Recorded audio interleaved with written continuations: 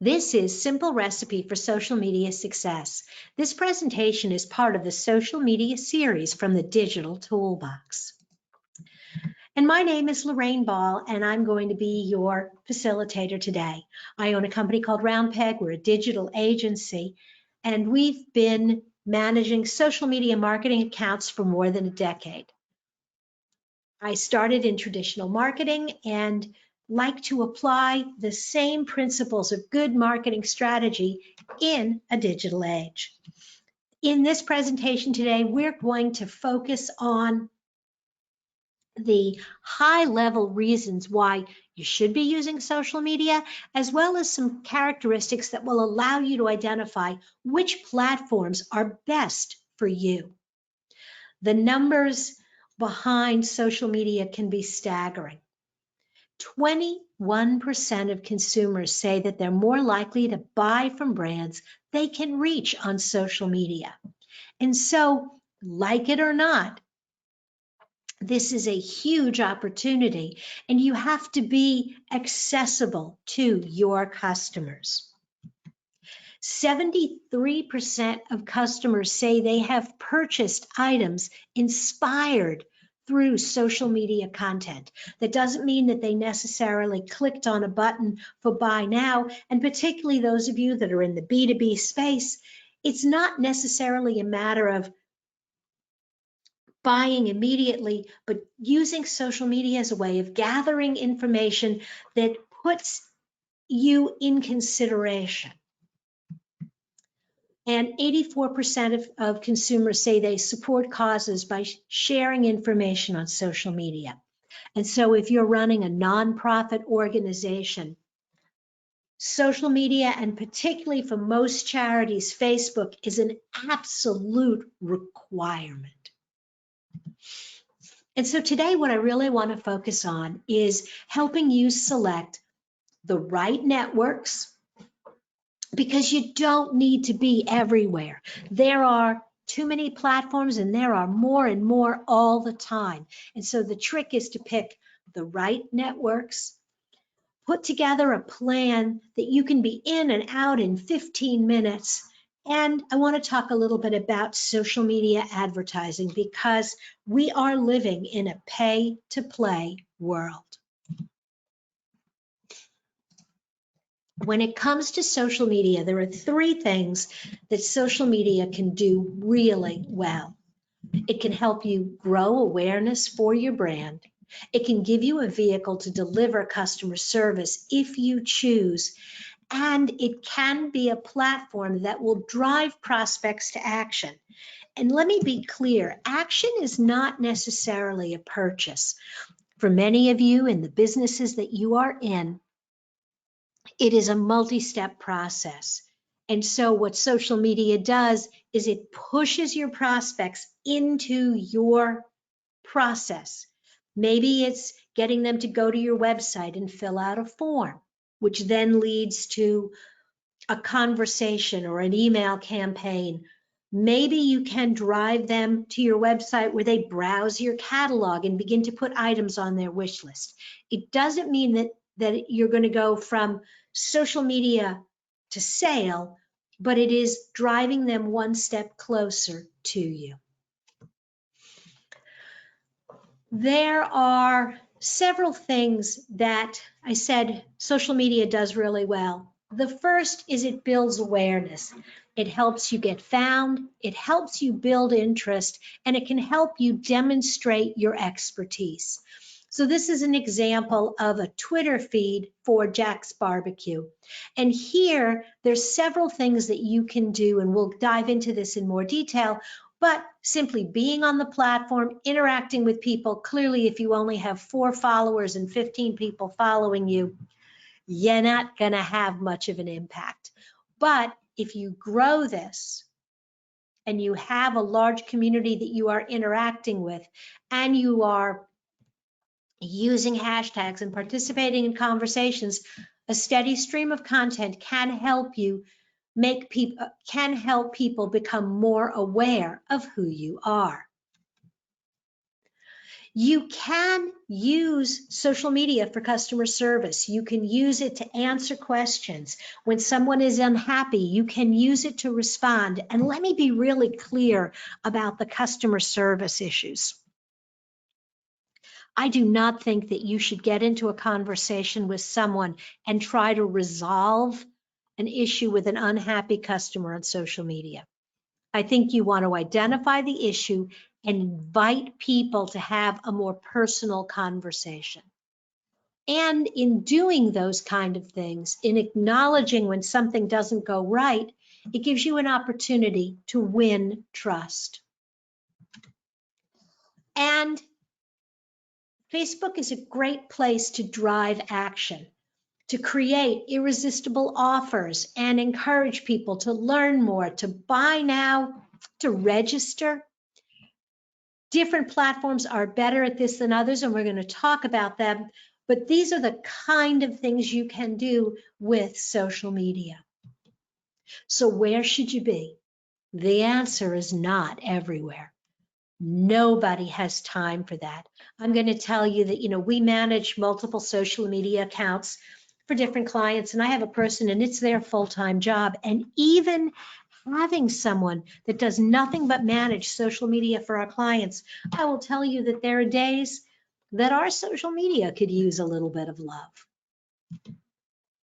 So where do you go? Which platform is right for you? You want to go where your customers are, and that's actually easier than you would imagine. Let's take a look at each of the platforms and see if you can figure out where you need to be. The first is Facebook. And Facebook actually these days is definitely geared for an older audience, 35 and up. Wait a minute, I'm 40, I'm not old.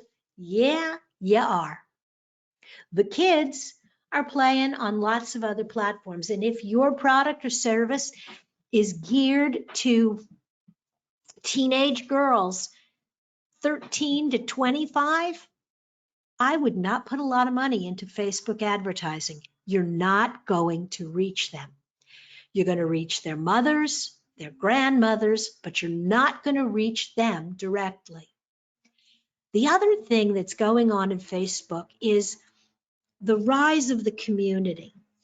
When Facebook started, it was all about who you knew and who they knew and what y'all were doing.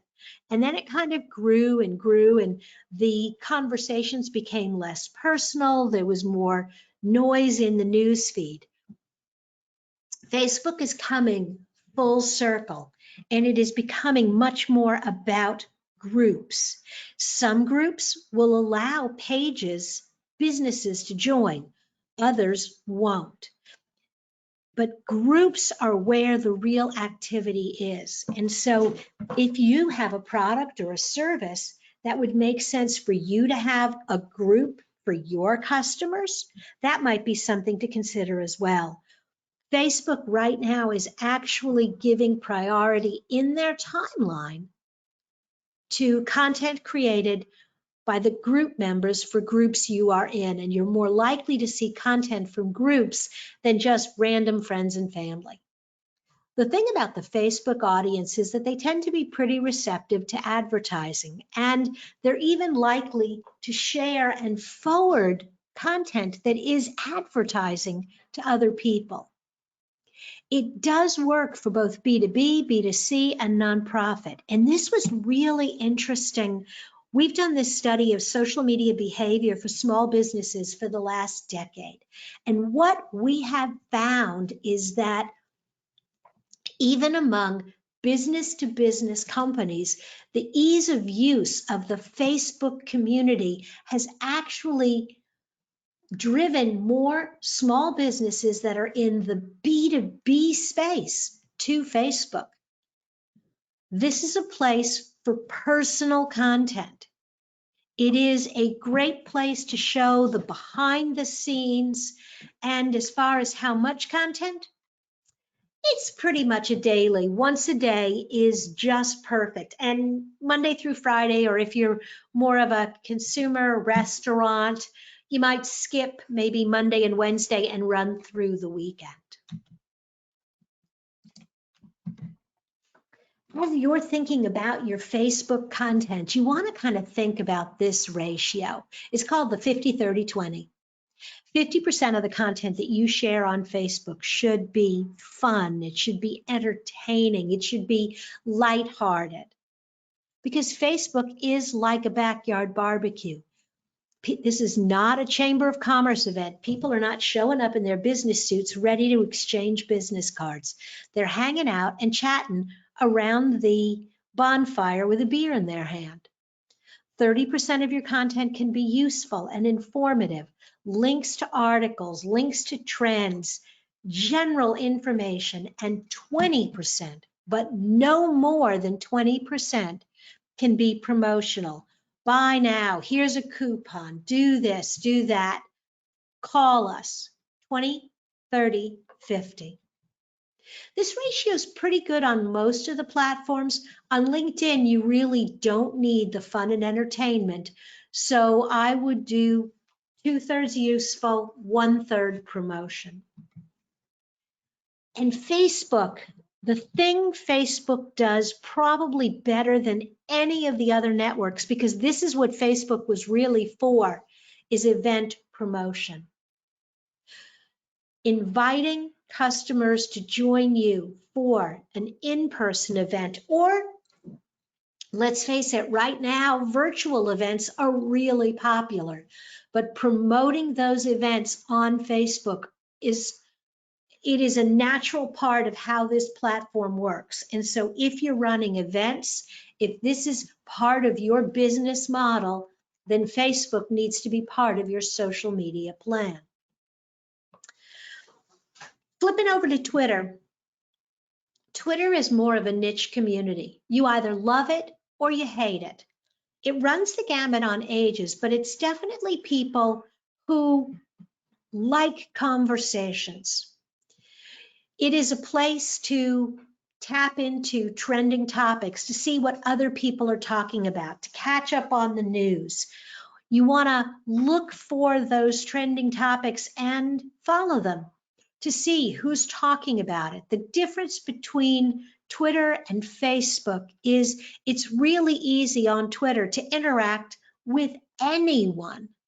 And so as a brand, if you're not spammy, it's really easy to ask a question or talk to someone as a brand in a way that you can't on Facebook. One of the things that is really valuable if you're an active Twitter user is to find chats, which are discussions among people who share a common interest, and add value to those chats. And definitely use and follow hashtags. The hashtag was created for Twitter, and it works really well here. It allows you to focus in on specific conversations and be a part of topics that are relevant for your business. It is a great platform for customer service. Again, it's about identifying issues, not necessarily solving the problems. As a consumer, I am very likely to do something like Verizon fail, and then use it, hashtag Verizon fail, and then talk about my issue with Verizon. I have had tremendous success dealing with companies, both large and small. Everything from an opportunity to have my banking fees waived because I felt like they were unreasonable from Fifth Third Bank. I've had United Airlines reach out to me, Anthem Insurance, Office Depot, and I'm not particularly nitpicky. I simply tag them and let them know what the issue is. And it's a much easier way to break through the clutter rather than being online with them.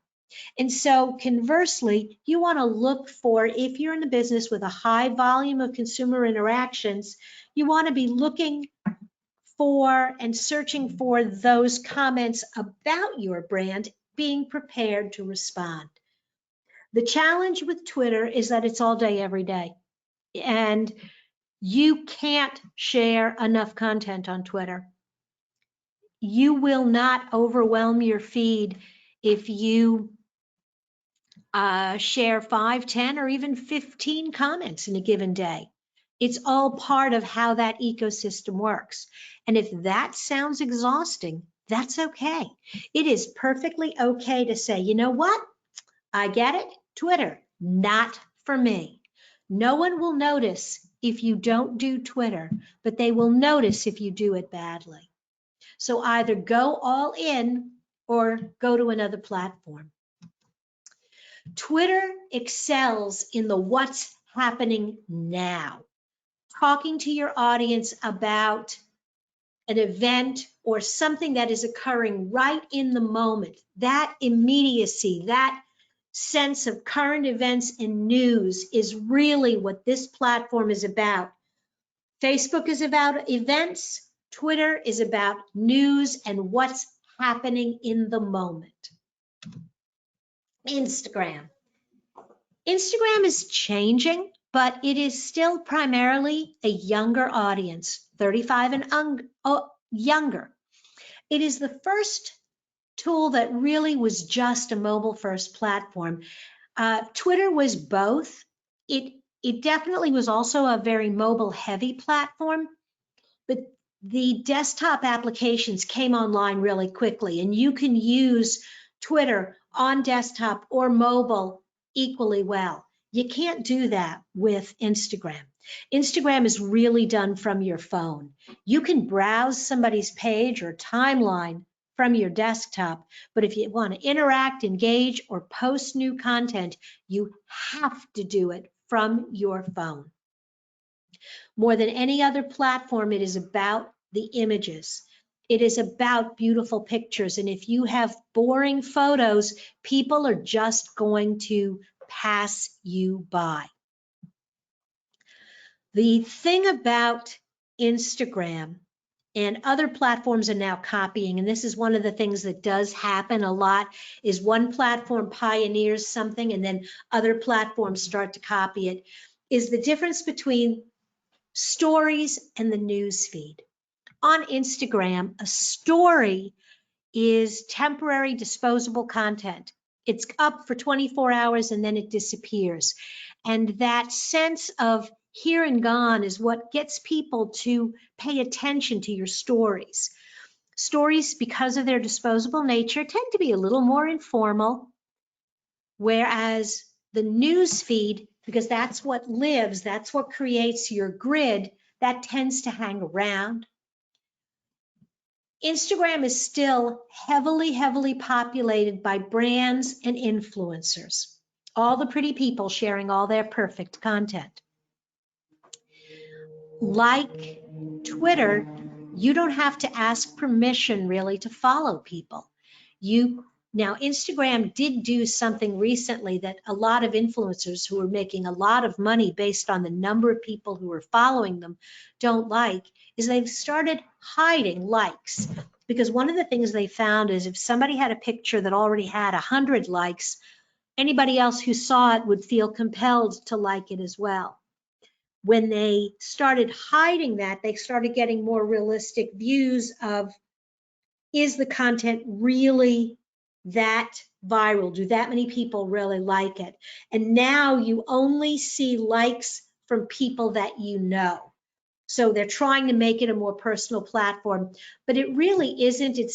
You do have some people that talk back and forth, but for the most part, it's putting interesting content in the feed that people can smile as they scroll by.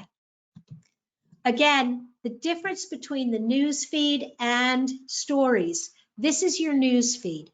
If you're smart, each picture is carefully curated so that when they appear in a row, when somebody comes to your profile, they get a snapshot of who you are. Conversely, this is a story. You'll notice that the news feed, they're square images. The stories are these portrait. They're designed to be snapped with your phone. And what you can do with a story is you can add some text to make the story more interesting. And you can have several images. Oh, it didn't work. Sorry. You can have several images in your story, each one with a little different text. And so let's say you're launching a collection of new eyewear. You can have 3 or 4 different pictures with different sunglasses and a little bit of text. If you are a brewery, you might take photos as you walk through your brewing process and give people an opportunity to see, this is where our beer starts. These are the hops. These are the barrels where everything is distilled, and this is our tasting room. You know, come experience the event with us. And so you can tie together a series of images in a sequence with a little bit of text. Facebook has picked up the stories. They don't work as well as they do in Instagram, though even Facebook is saying that this is now becoming a much more popular type of content. Both LinkedIn and Twitter are experimenting with stories. Pinterest. Let's talk about Pinterest. It is an aspirational platform. Again, like Instagram, it's more of a browsing than a conversational. It is heavily female. It is primarily consumer products, but not exclusively. We've actually had some really good results with Pinterest for some of our consultants and coaches sharing their motivational tips and their how-to guides. If you have a product that you can create some how-to use information, that works really well on Pinterest. And one of the interesting things is Pinterest has, of all the social platforms, the highest sales conversion, the highest right from the platform to buy now of any of the social media platforms. In order to make Pinterest really work, you want to make sure that when you post a picture, you add a great description, you add a title, and you use keywords in your interaction. You want to use keywords in the description. Why? Because people actually search Pinterest, and if you have tagged this post properly, it will show up in their search. Also, with Pinterest, there's a nice analytics back end, and as with all the platforms, an opportunity to advertise. LinkedIn. Of all the platforms, this is the Chamber of Commerce. This is where you go to hand out business cards and to have professional conversations. And to that end, leave your games, your puzzles, your quizzes at home. Do not share that kind of stuff in the timeline. I know you see it every now and then. Can you solve this problem? Only people with a genius IQ can. Skip. Next. Why? Because unlike the other platforms, on Facebook, if I comment or link, the only people who know that I have commented or liked are the people who also comment and like.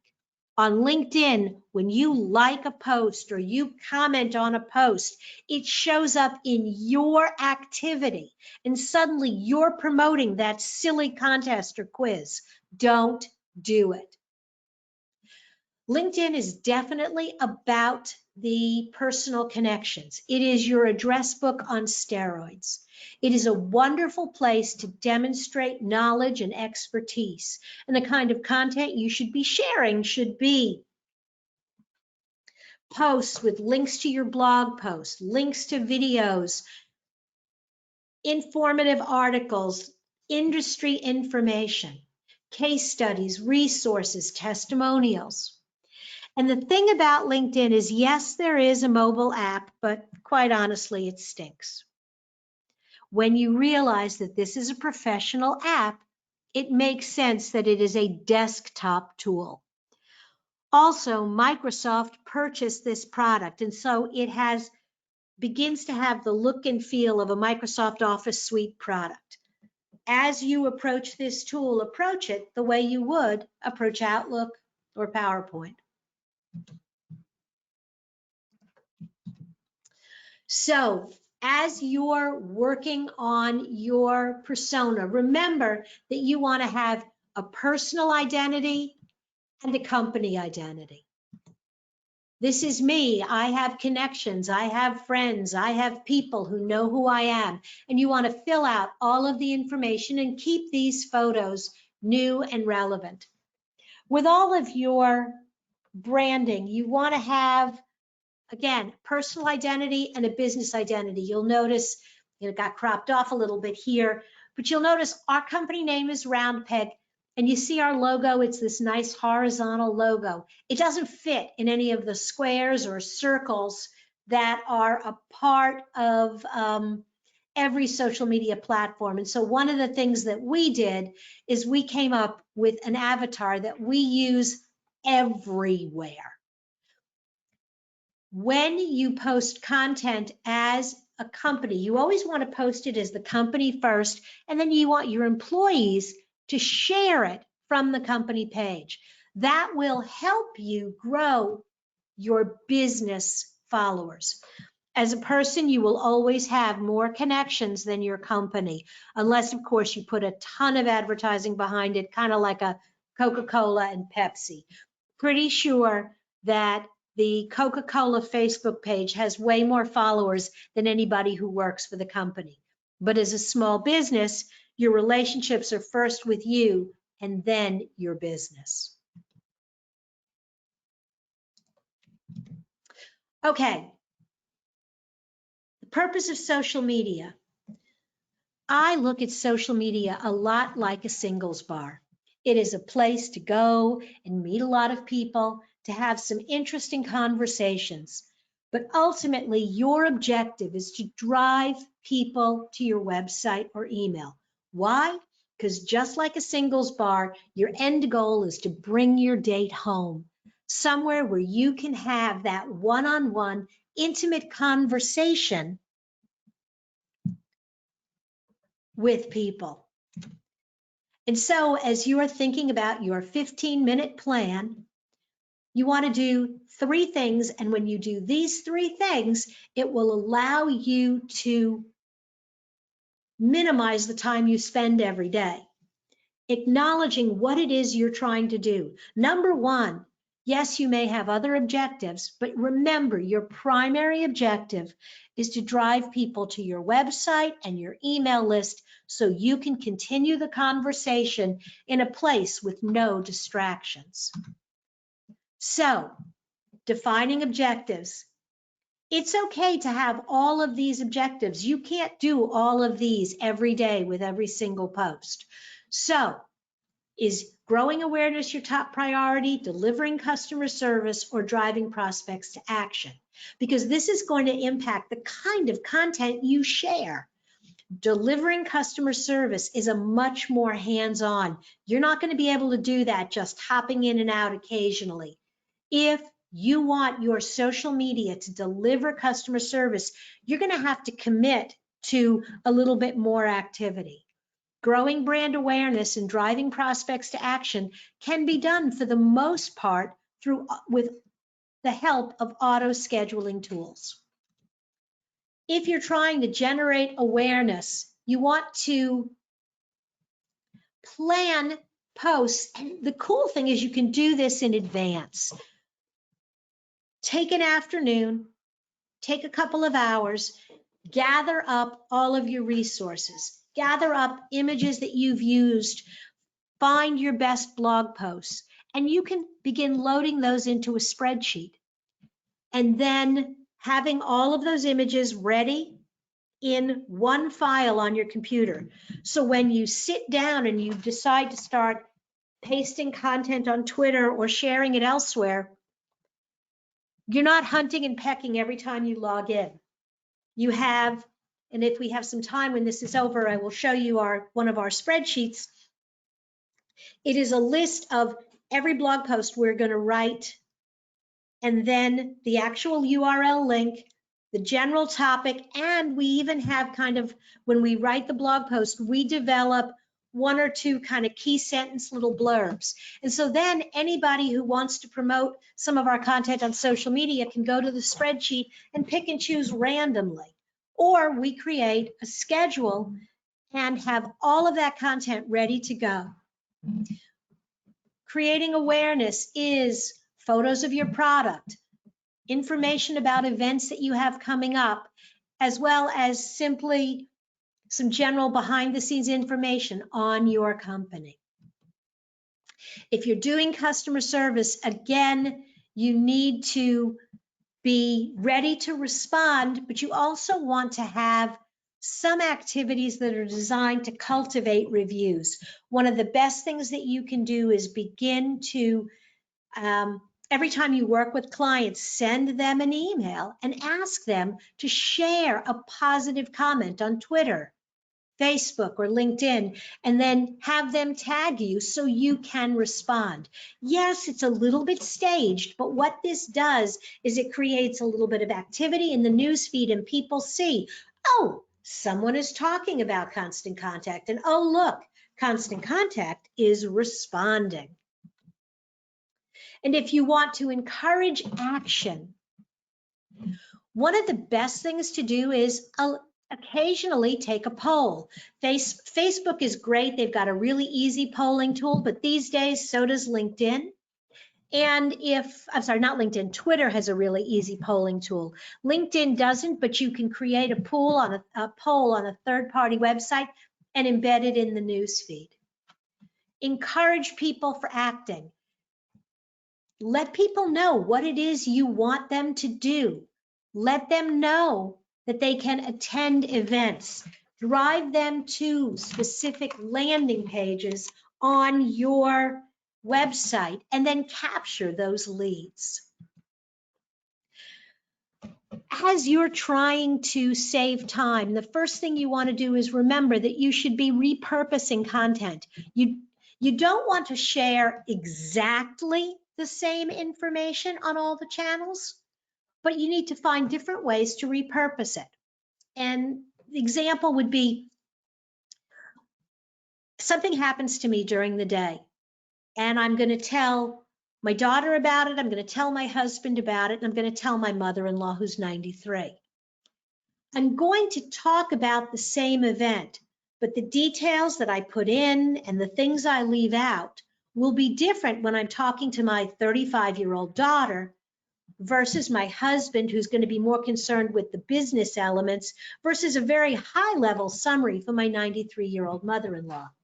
As you're moving from Facebook and LinkedIn to Twitter, think about that same thing. Think about the fact that your audience is different. Take advantage of scheduling tools like Buffer and Hootsuite that allow you to put a month's worth of content up. Now, it's not that you get to set it and forget it, but if you put that content down, it's like ground cover, and then you can go in for higher level stuff on top of that.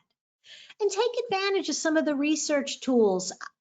When I'm struggling for content, I go to Google search. I go to a tool called Feedly, which is free, where I can track lots of different blogs that I'm interested in that always have great articles that I can share with my audience. And as a content expert, I can demonstrate my expertise by being in the know of who's writing the best content, even if it isn't me on any given day.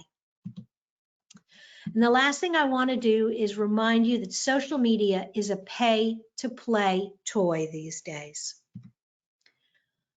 Consumers are paying attention to social media advertising, and 25% will visit a location or a website because of an ad. 15% will purchase product because of an ad. And social media advertising is significantly more affordable than AdWords. It leverages the social nature of the platform. You create an ad, I see it, and I comment on it because it looks just like a post. The cool thing with social media advertising is that I can target advertising based on interest and behavior and location, and I can clone audiences. I can upload my email list to Facebook and say, find 1,000 people that look just like these people. Every year, we ask small businesses about social media and about advertising. And among the businesses that are advertising, Facebook dominates. More than twice as many businesses are using Facebook as Google AdWords. Why? Because it's a very controllable expense, and it's a very easy, not intimidating tool. And this held true for both B2B and B2C companies. And as I'm wrapping up, I want to leave you with this last thought, this idea that email marketing cultivates relationships that you start on social media. People come and go on social media, but if you can get them on your email list, that is the gift that keeps on giving. When you combine email with social media, you are likely to see up to 39% more business referrals as you email satisfied customers and ask them to refer you to a friend. 57% more new customers. They may find you on social media, but it is the email campaign that nurtures them and moves them through your pipeline. And so as you're thinking about your social media plan, think about what you're trying to accomplish. Pick the platform that really fits your objectives. Spend about 15 minutes a day sharing content. Be prepared to invest in advertising. Definitely every single platform has measurement tools. Use those and expand the relationship with email. Now's a great time to ask questions if you have them. And I'm going to